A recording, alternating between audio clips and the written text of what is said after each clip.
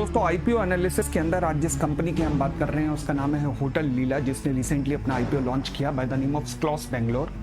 अगर इसके आईपीओ के प्रॉस एंड कॉन्स की बात करूं तो कंपनी का जो मुझे रेड हेरिंग प्रोस्पेक्टस पढ़ने के बाद यानी कि प्रोस्पेक्टस पढ़ने के बाद जो कंसर्न मालूम हुआ वो सबसे पहला नजर आएगा एआरआर कंपनी का।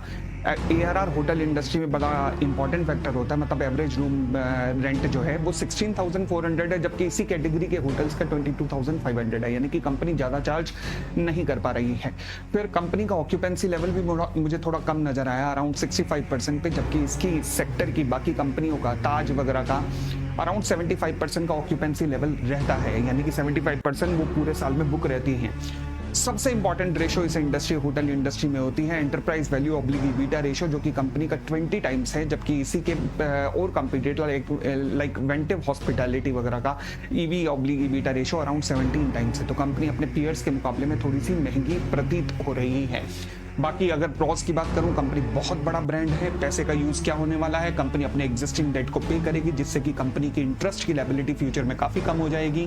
और कंपनी अपने एग्जिस्टिंग जो प्रमोटर्स हैं वो भी 24% अपनी स्टेक बेच रहे हैं, तो यानी कि एक फ्रेश इशू भी है प्लस ऑफर फॉर सेल के रूप में भी है।